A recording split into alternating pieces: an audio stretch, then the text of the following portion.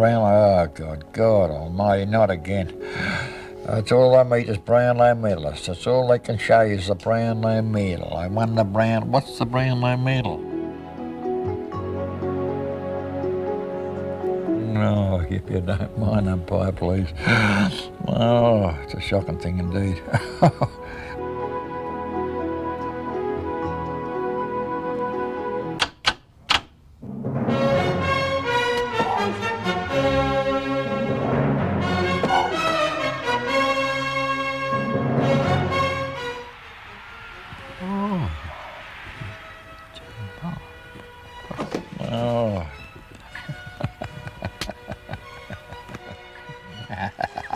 I like that. I like that. I like that. I like that.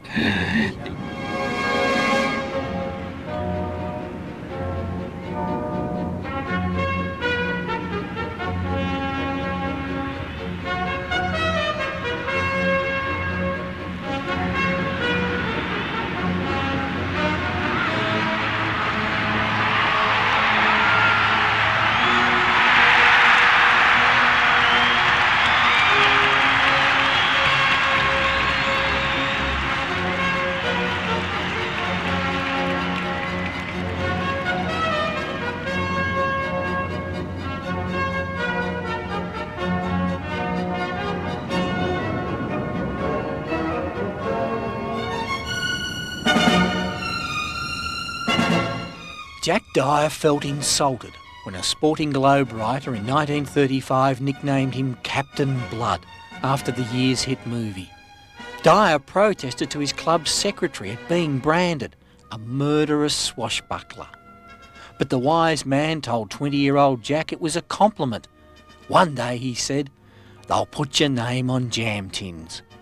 And today the old outlaw is hero to all the larrikins and showmen whom the fans have loved and loved to loathe through a century of league football.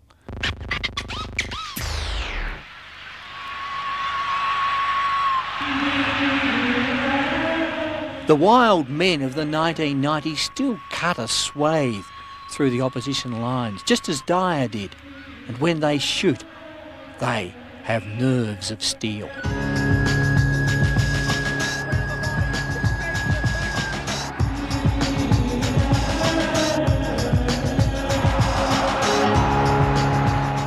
I just love the game so much, and I play with passion. Once you cross that white line, that's it, she's on.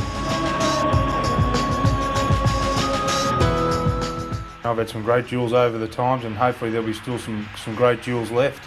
But that's what really drives you at the end of the day, is your competitive spirit.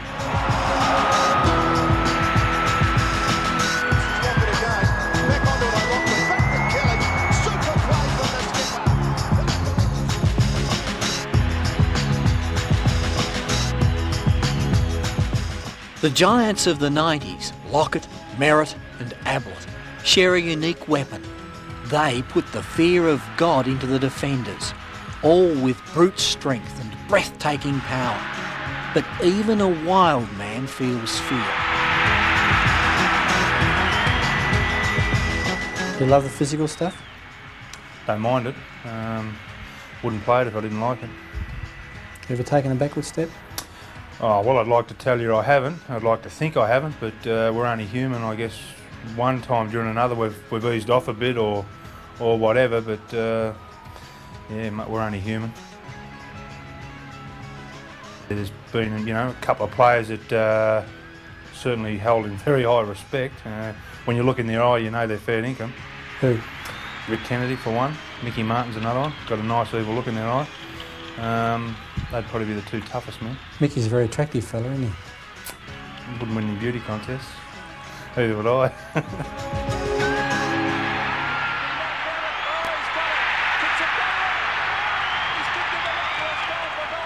Today's full forwards are the latest in a century of gladiators who've entertained and enraged us. Footy has known all sorts of hard men. Blokes who bend point posts, who bend each other, who bend the rules, and those whose audacity could outrage or charm an enemy. E.J. Whitten was near the end of his 321-game career when he called on his renowned gamesmanship and umpire Don Jolly to distract the young Peter McKenna. I'd kicked 5 goals up to just before half-time, and Teddy said, "Joel, get over here." And Jolly was a great jokester too, and he said, "What are you calling me over here for?" He said, "Look, just give me a bit of a breather." He said, "I'm stuffed chasing this mongrel," he said. Physically, it was pretty hard. The South Australians jumped into us, but all in all, I thought it was a pretty poor match. You took a couple of nasty knocks there today, Ron. Yes, Ted, you weren't protecting me too well. Where were you at those times? I was a bit worried. I was looking after the other fellas. Witten, Barassi, Dyer and their mates have shared our living rooms since the advent of television. We've lived with them longer than we have any statesman or captain of industry. We've gone through their changes, often known them more intimately than our own families, and we've endured their brightest and darkest hours. We've worshipped the strengths and forgiven the weaknesses of each generation of heroes, and we consider ourselves blessed to live through this era of players who run hard, tackle fiercely and show remarkable skill. Their game is ours, an unruly sport where the ball isn't round, where the laws aren't rigid, where the players aren't padded, and where anything can happen, and usually does. And where even the strictest coaches yearn for the odd rat bag to keep themselves sane. You know, they say you've got to have a character in your team. You do. You've got to have. You cannot win a grand. Well, you won't even get to a grand final without a lot of character and steel in the side. But also you've got to have characters, I think. The hardest part of telling the stories of football's characters is convincing people they're true. Who in 50 years will believe the larrikin tales of Edward James Witten? Who'll accept that a little balding man and this stick-like figure lasted longer than anyone else, or that there were wizards who had the ball on a string? How shall we explain that men whose records show so few games deserve to be hailed as gods? And as sport becomes even more businesslike in the next century, what will they think of characters who made us laugh at their misfortune? Some misadventures have already passed into mythology, like the tall but true tale told by Brownlow medalist Neil Roberts of an old-time Tasmanian coach named Nunky Ayres, whose oratory turned inevitable defeat into unthinkable victory. Half-time, he knew his team could do it. So he went to the boot stutter and he got a pair of pliers. And he pulled out a tooth in front of everybody and made it bleed, and let the blood run down here and put the pliers and the tooth alongside the boot last and got up and started to speak. And he said to the trainer, take all the screws out of the hinges of the door and just leave the door standing there. And after this blood-curdling address, he said, righto men, follow me out there. Well, he ran through the door, ran straight through the door and crashed out into the ground. They jumped the fence and they won by 7 goals. It was an amazing feat. He never got his tooth back. But anyway, one of the blokes who played in that match was up in the Riverina and he thought he'd try it. He was in the grand final. They were down 7 goals at 3/4 time. He did everything that Nunky did. But the bloke left one screw in each hinge. He laid himself out.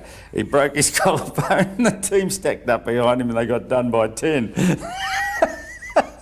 What's the moral of that story? Check the hinges before you run through a door.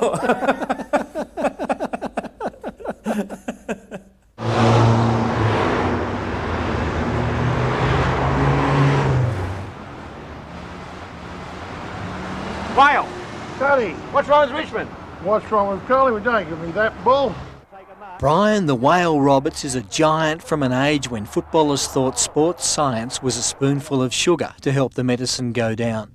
The often told yarn of the Richmond doctor giving him an orange Smartie to curb a hangover before a big game is indeed true.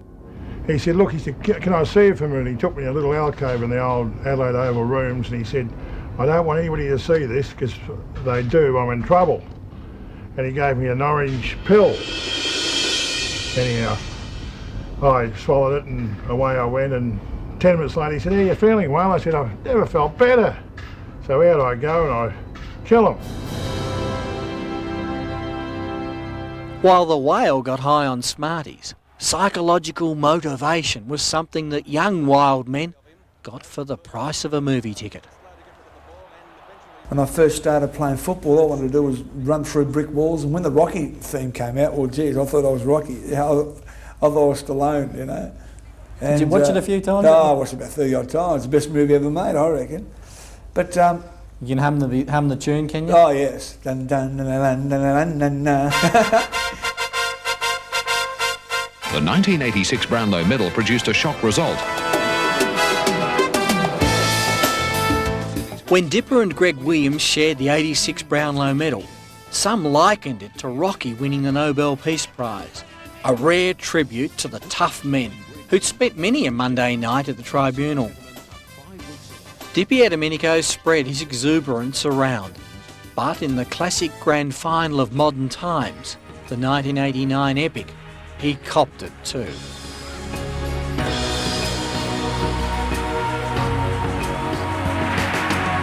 After this, what did Dipper call for? A Bex? An ambulance?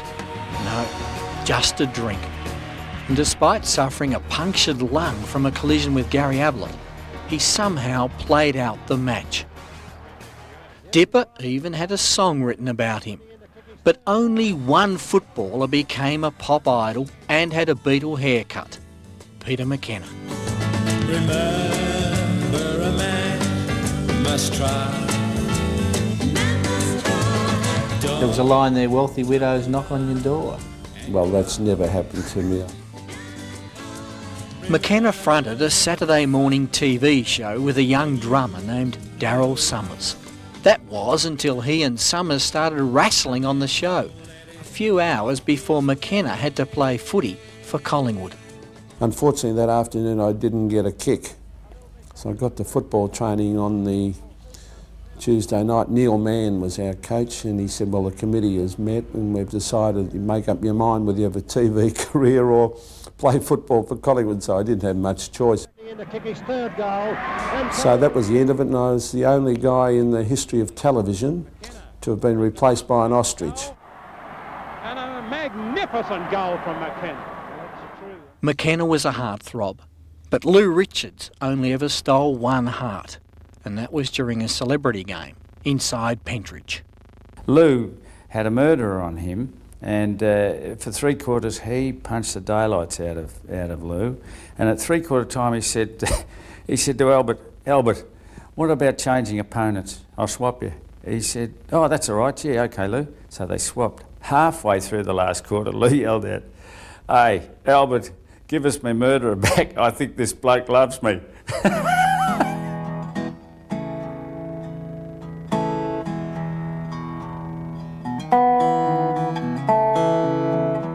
He grew up on the Kalgoorlie goldfields, in shanties with cloth walls and dirt floors. So when Alec Epps was chosen as runner for Victoria against Western Australia, the entire population of Kalgoorlie went to Perth to see their Bambino in his hour of fame. But coach Bob Davis made Mad Alec wait till the last quarter before he was finally given a message to deliver and he could show off to the loved ones. So I've gone around the boundary and waved to a few relations that I knew were there, and then I got to Noel Teasdale, and I'm getting to him, and he can see that I'm coming, and he knows there's a message. Well, players don't like runners coming to them, you know. So he took off, and he went over to the other side of the ground, and then when I got to him, the player had gone down that side, so down he went down that side of the ground. I was absolutely buggered when I got there, you know. And he goes, Jesus Cookie, you know. I said, listen, I've got a message for you, Teaser. He goes, what's the message? I've gone, Christ, I've forgotten. Listen, hang around, I'll be right back. I'll go and see what the message is. Woofer barred me. Didn't give me another message for the rest of the day. He wouldn't let me go out. He reckoned I was an embarrassment. Epps was called the Kookaburra. He was footy's laughing jackass. Alec, today was a wonderful win. Did you think that you'd win this from the very start? Oh, well, pretty confident, Lou. Not overconfident, but you've got to have a certain amount of confidence, you know. We were very confident, yes. Epps even fought with his own coach. I had a few run-ins with John Coleman. I actually had a fight with John Coleman, and I missed him when I hit the club doctor. I threw a punch and he ducked and I hit the club doctor. That was real trouble.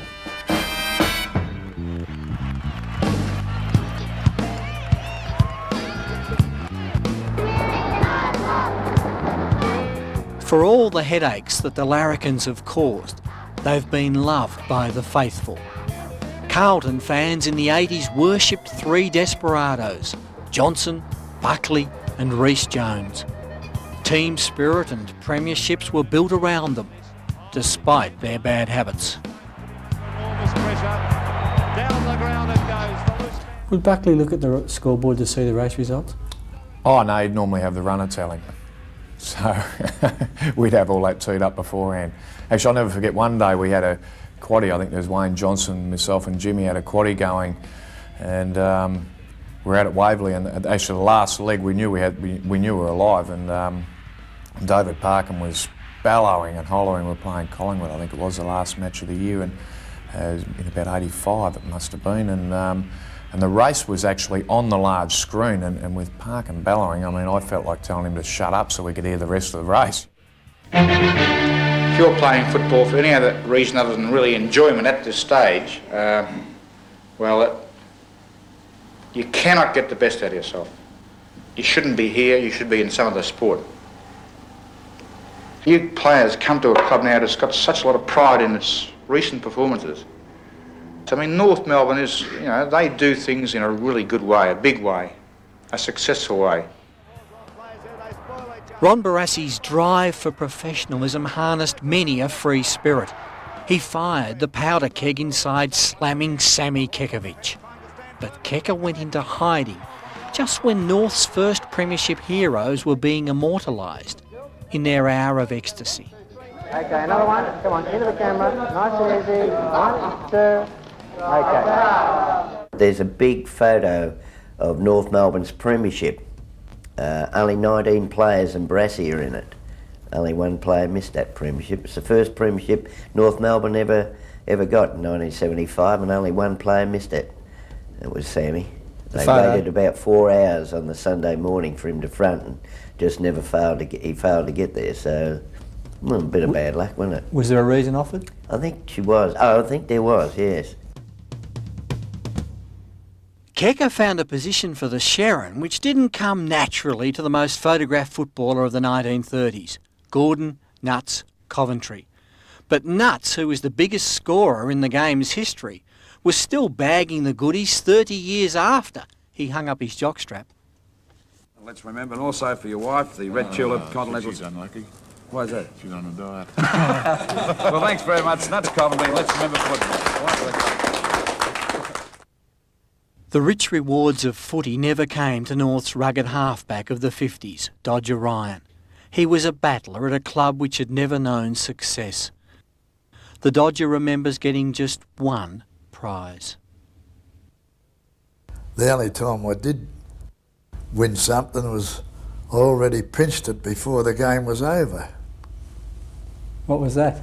Oh, some vase, a crystal vase it was, and it was Geelong and North at North. And it was there, so I pinched it and put it in my locker. And after the game, they're looking for the vase to present it to the best player. And they said, who's the best player? They said, Dodger Ryan. And my big mate says, he's already got it.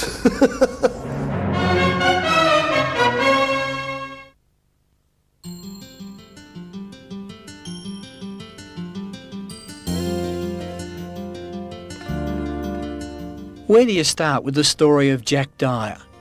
His notorious strong-arm tactics?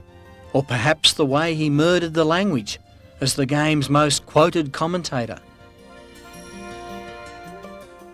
If You Don't Mind Umpire became pretty famous. If you don't mind umpire, please. well, it was an automatic saying that too. Oh, if you don't mind umpire, please.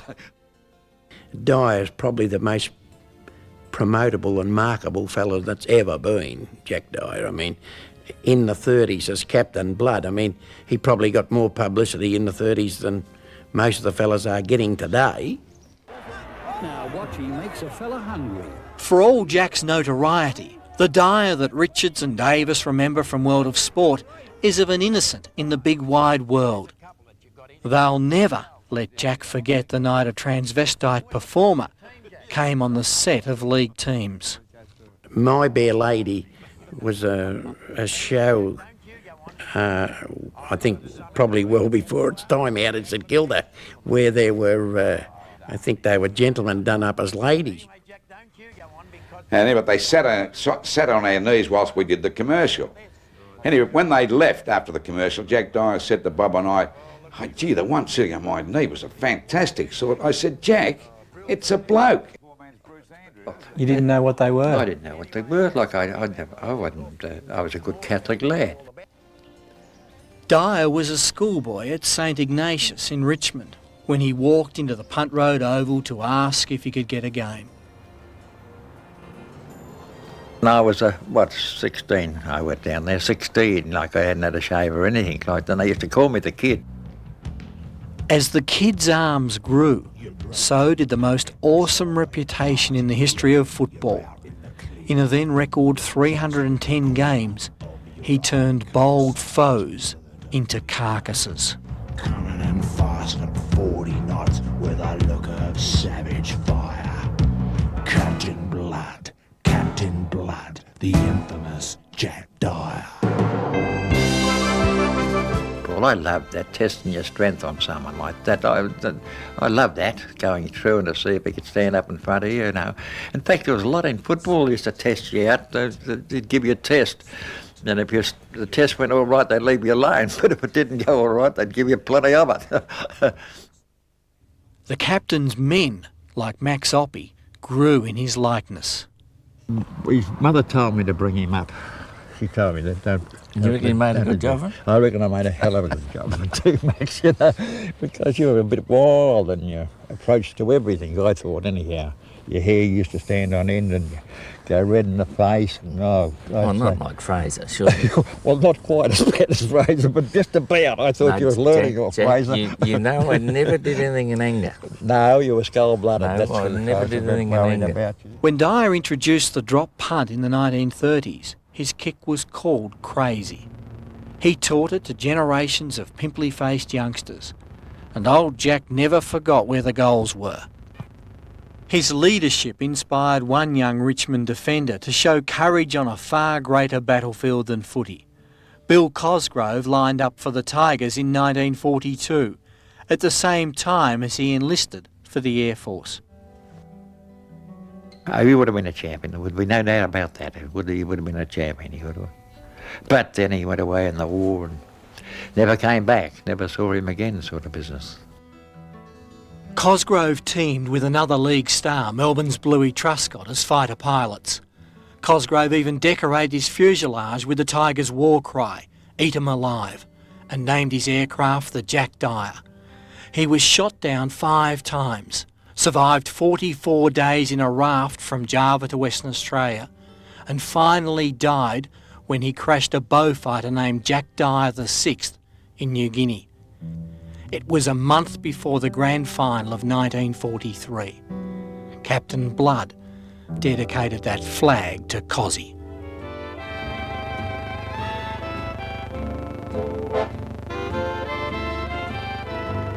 Even when he posed with the pigeons in Trafalgar Square, the cameras were never far away. For Dyer has been a football legend longer than anyone in the game's history, and always a photographer's delight, though the legend was sometimes a myth. The ball bounced and Jack hit the ball on, and I'm turning to go around after it, and I've taken the photo in direct line, and it looks as though Jack's given me a nice old swipe across the head. Whereas in fact that didn't happen. Jack wouldn't hit anybody, of course. Never hit anyone in my life. You wouldn't could that. That's how that photo's been around for a long while now, hasn't it? Through all his notoriety, Dyer has kept a disarming humility. I like to be called Jack Dyer. That's what I liked, you know. If anyone recognised me and not as Captain Blood, well, Jack Dyer, how Jack, how are you?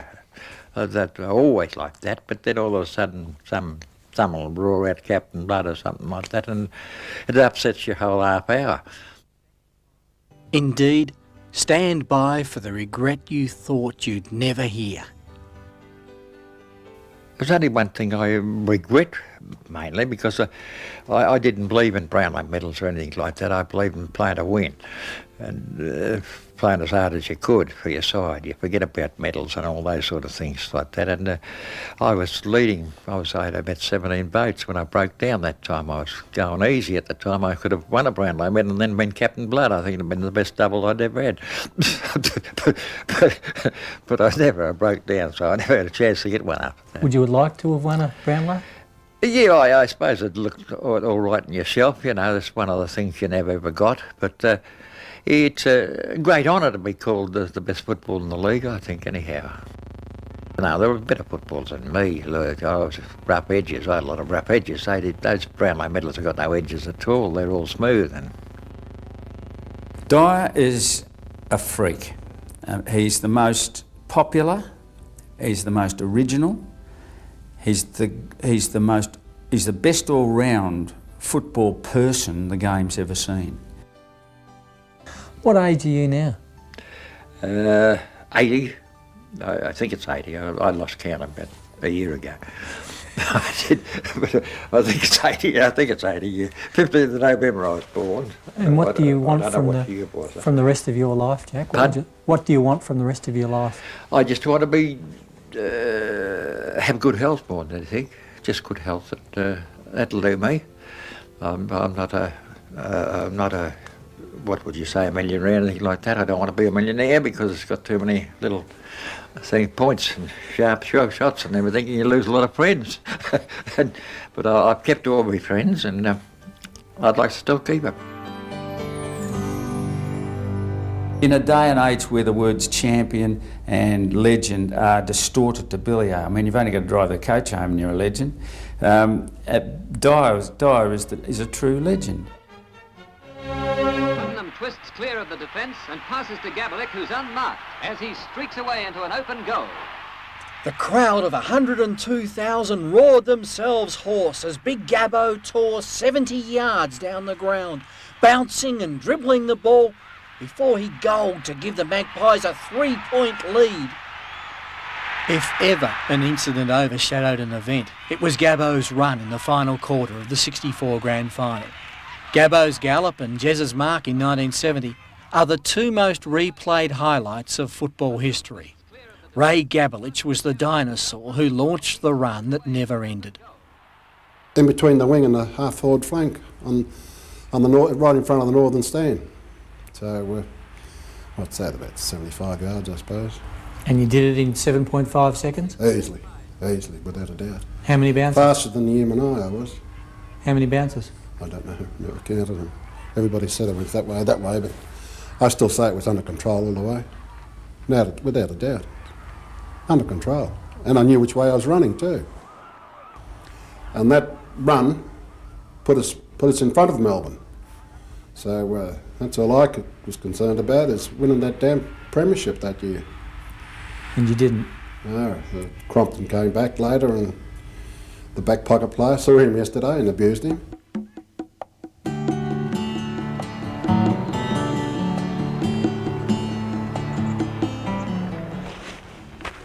Cowboy! Are they biting? No, mate, they're not, but it's a lot better than working. I suppose this is where every great old wild man finishes up? Well, only if they're very lucky, I think, mate, yeah.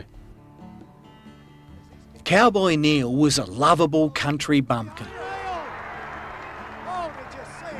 How did you get the name Cowboy, Kevin? Oh, well, I started calling everybody around the surf club, you know. Instead of calling it... What surf club? Warrnambool. You're a surfie? Oh, God, you're at home. Yeah, instead of calling him other things, I used to call him a cowboy. But in 1971, Cowboy was the villain of a grand final controversy involving Peter Hudson, the goal-getter who dominated footy from the day of his 1967 debut when he kicked 4 of Hawthorn's 6 goals. His kick from 45 yards out is right on line, and he's now just 1 short of the coveted record. I wasn't nervous, Mike, at all. I was more...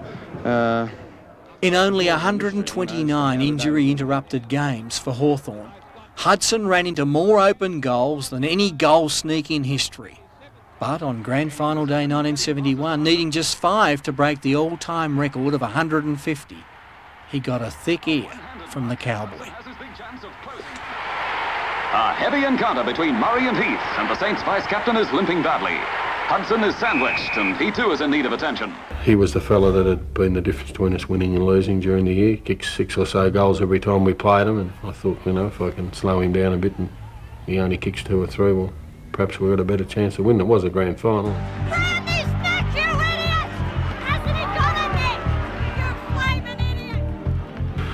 I didn't feel it was a sacrifice. I just thought it was something that had to be done. Did that justify hitting him? No, probably not. I don't think you can justify that in any sense of the matter.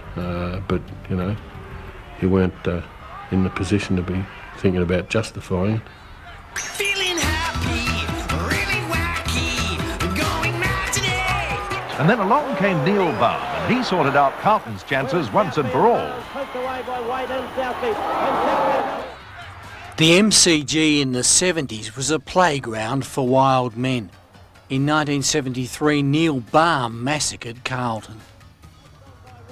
He's hit Southby and, well, 2 or 3 of them, you know, he's King hit them, and the umpire, I think Ian Robertson was umpiring, and Ian, you know, Ian in his own way didn't feel it wasn't, I think he's played free kicks, but, you know, Robbo looked at it even later on, and, you know, umpires hardly ever admit they're wrong, but Robbo was wrong, and, but as I said, Baum was the one that won the game, and more so than what my knock was. Because, I mean, at that time I was nearly finished, I was a has-been. Nichols is down!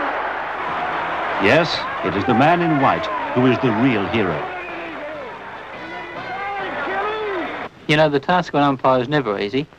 In the course of a game that lasts about 2 hours, he has to make something like 100 decisions, many of those controversial. Controversial was John Peck's haymaker against South Australia's Brian Sawley. It filled page 1 of Melbourne's Sun newspaper. The death of a pope was on page 2. Well, there will be a great story blowing up about Peck, of course. He's to go before the tribunal in the morning for allegedly striking one of the players. I feel that there are a good many extenuating circumstances to help Peck.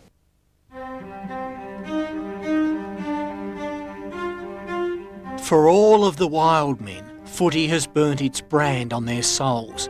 The cup has been their holy grail. And the passing of 3 decades hasn't eased the frustration of Des Tuddenham, who suffered defeats in 3 grand finals of the 60s and 70s. In 64, he saw victory whisked away. Desi, how do you feel about today's loss? Naturally disappointed, Lou, but still, well, Melbourne won it and we didn't. In 1970, he accidentally flattened his team's potential match winner, Peter McKenna. And as captain in 66, Tuddy made an error of judgment that he'll take to his grave. So if I'd have taken one more bounce, I'm sure we would have won the game. You thought about that many times? Oh, many times, yeah. I get very upset. I don't watch the replays, actually. I don't like watching them. The fact is we lost. The boundary line, 28.5 miles. The tears that Tuddy has shed show the flag's power to humble even wild men. If Collingwood had won, things would have been different. Tuddy might have become Collingwood's coach and hero.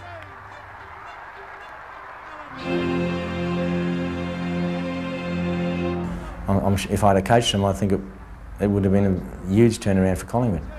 So in your life, was the 66 grand final and not taking that bounce the worst thing that ever happened? I'm sure of that, yes. The worst? The worst, yeah, no doubt. Nothing comes close? No.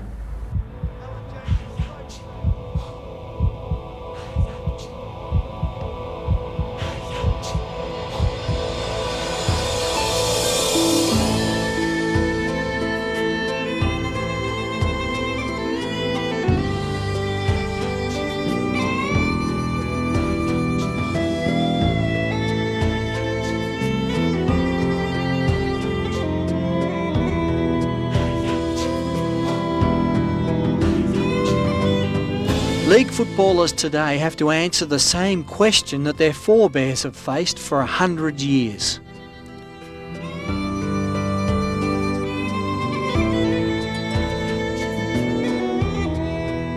You ever taken a backward step? No, never.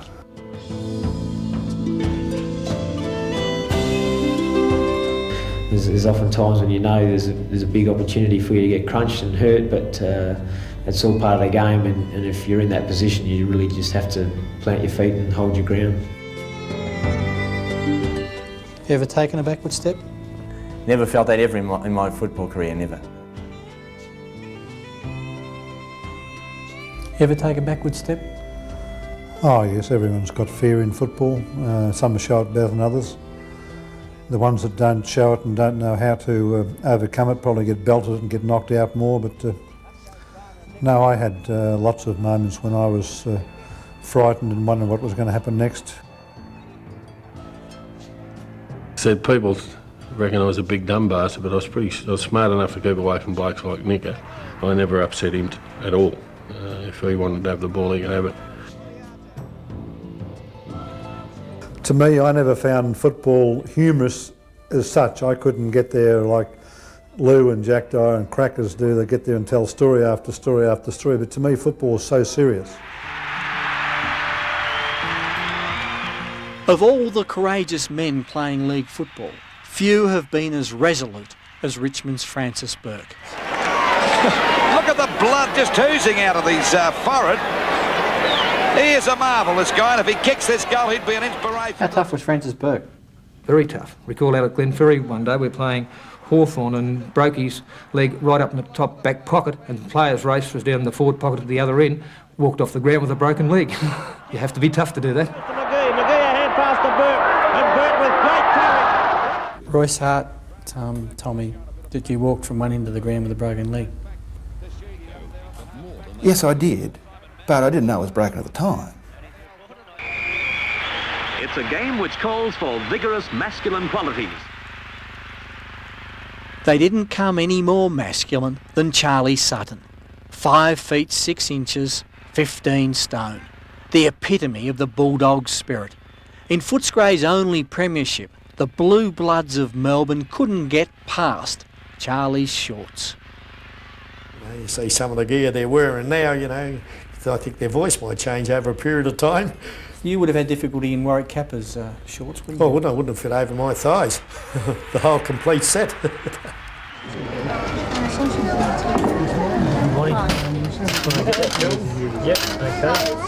Today's strongman isn't always as he seems. John Worsfold is a mild-mannered Perth pharmacist who the West Coast fans regard as their protector and Superman.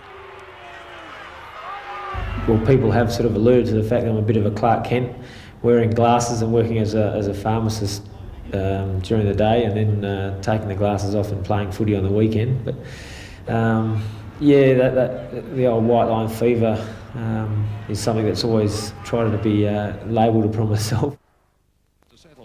Worsfold is your classic mean halfback, but Essendon's Ronnie Andrews was totally wild, mad enough to scare lunatics. He needed to hit David Rees-Jones only once. I think that was Ronnie just letting me know that his presence was out there and he wasn't going to put up with too much. Did you think of squaring up, or was it sort of like you wouldn't do that too? No, I don't think so. No, you pick your mark in certain areas, and Ronnie, I think when he hit him, they stayed hit. Jacko, as he's quick to point out, is a purist in everything he does. Ronnie, a pub brawler from way back. Ronnie and Jacko put their heads together and made a mint out of their madness. Still on his feet. Oh, 1 and 1. It's the longest 2 minutes of their lives, these fellas. There's the gong. It's over. Mark Jackson, the winner on a split decision of the Super Bout over Ron Andrews. Good fight, well, it was an excellent fight. Very good, hard, slugging fight. Never again, he said. Jacko turned footy upside down and finished up owning a gold mine. Ronnie found peace in a pub on the Murray, where the drinkers never caused trouble. He's just upriver from that other wild man, Carl Ditterich. Carl took my jumper. He was a kid I admired from the word go. He was a boy who had polio and was in irons. For years before and after his retirement from footy, Big Carl has shunned the prying media. Carl wanted a private life and he's got it, and good luck to him. His wish to live in seclusion is echoed by his modern-day equal, the strong man whose distaste for interviews has only served to heighten the intrigue surrounding Plugger. When Carl Dittrich walked away from football, he really wanted nothing more to do with the limelight. Are you going to be the same, Tony? I guess I'll be pretty much the same, yep. Be hard to get an interview with you in 10 years' time? Yeah, I'd say it'd be nearly impossible. The Lockett of the 90s has mellowed from the well-documented tantrums of when the media-shy country boy first hit town. I don't ever think I was shy. I'm not a real shy person. I just don't like giving interviews. You've got to keep bloody churning away to make it happen. We've got to make it happen. You can't bloody just stand out in the outer and bloody think it's going to. Working on maybe, if it comes out to me sort of thing. You've got to go in and get it, and we did just that, fellas. Bloody good effort. Proud of you. Old Danahers don't die. They just kick on to greener pastures.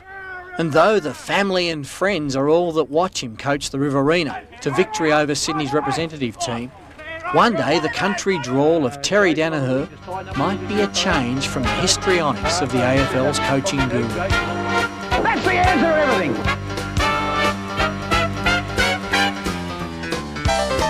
Watching the passions of hot gospeling coaches is a sport in itself.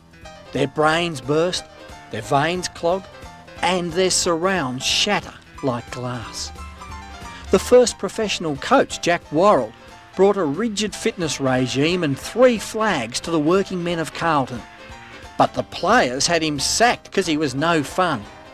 80 years later, Carlton's coaches, psychologists and dietitians are still trying to understand those players who just want to have a good time.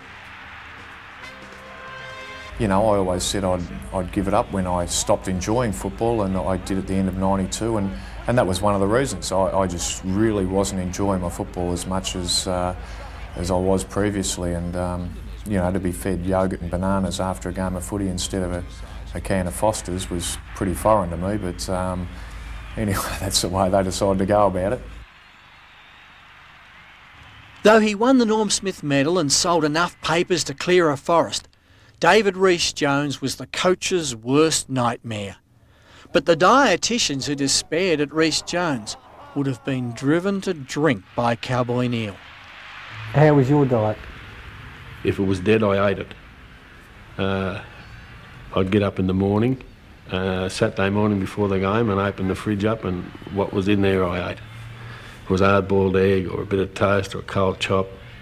Didn't matter. I think it was all bullshit what you ate. Doesn't make you blow any better. You can't convince me of that either. I used to have all these blokes walking around the room drinking this sausage and, you know, all they go out and wouldn't get a kick. Cowboy had a hamburger before one game, you were telling me. Yeah, I've never gone that far. I've had a steak, but not a hamburger. In the Saints-only premiership back in 1966, Cowboy booted half of their 10 goals.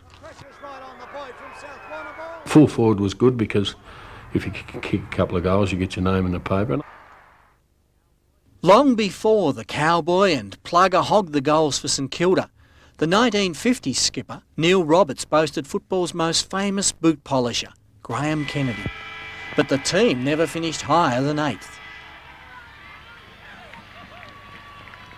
I mean, we went without a lot of things. I remember we had a chip heater for a hot shower, and we didn't have a doctor. We had a dentist. We had great teeth, but the injuries weren't the best. Hello? Haley off, Ellingworth on. Bloody weak as piss. I mean, don't look at me like that. How many kicks have you got? As gospeling coaches go, Ronald Dale Barassi was a hairy-chested evangelist. Bigger circle. Come on, Sam, come on. Hey, come on. I used to have, I think, what they call white line fever. Yeah, when I got near a footy ground, match day. Barassi breathed fire and brimstone. But there was one time that Sam Kekovich gave the brimstone back. Wing position on the stand side. Oh, it's really tough. I can remember one night at training, Sam running through Barassi in a training little stint, you know, because they were always at each other, Sam getting to training late or not fronting. Was it deliberate? When Sam ran through Ron, I would think it was. Yeah, it was excellent, you know. Everyone laughed, but Brass picked himself up, never said a word. Just as Kecker's actions said more than 1,000 words, Alan Jeans used a simple lesson at Hawthorn one evening to change a young man's life. Young Bertie Dipier-Domenico had been left out of the Hawks team, so he gave the coach an earful. Jeans quietly ushered him into the coach's room. So we went into the room, and the first thing he did was throw me against the wall like a copper would, and spread my legs and held his elbow up to my chin, and you know, and just he said, "Don't you ever do that in front of people again, especially here at the Hawthorn Football Club. Who do you think you are?" And just stripped me down, and then I started to cry. I'm going, "Oh, I'm sorry, Abby." Well, you know, and I think that was a good turning point. Well, it was a turning point in my football career. It gave me the opportunity to wake up to myself.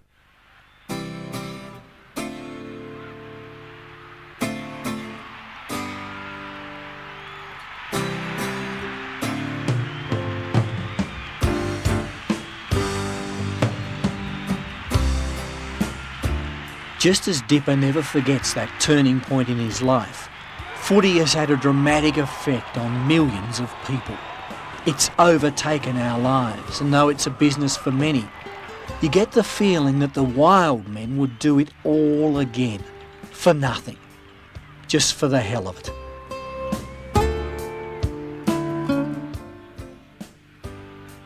Our sport is unique.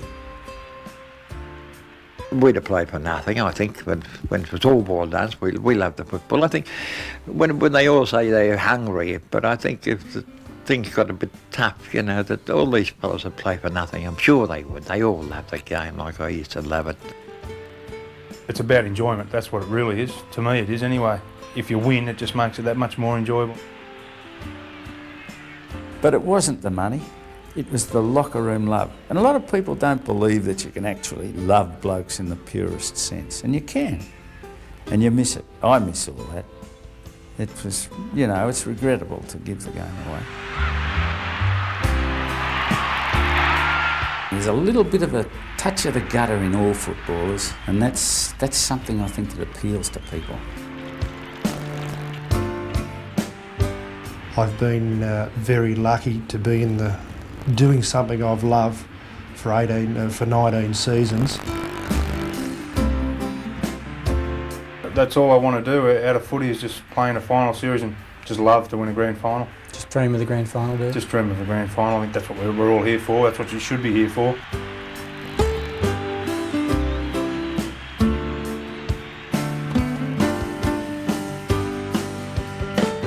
Can you sign this autograph now while we're here?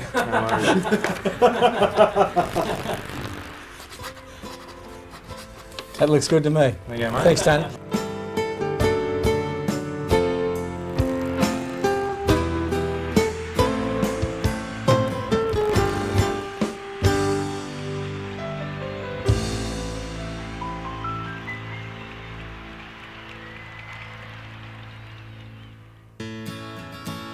Little boy, you look so clear around the eyes. They thought I was a bit of a mug out there, really. What they've got in store for you, you may not realise. So be careful when you hear the... They're Yemen, you wouldn't credit that, those umpires are Yemen. Watch out, little boy, don't lose your balls.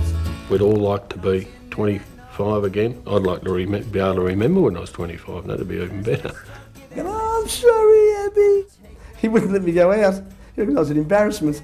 Yeah, well, I've got a little present here for you. Watch out, little boy, don't lose your balls.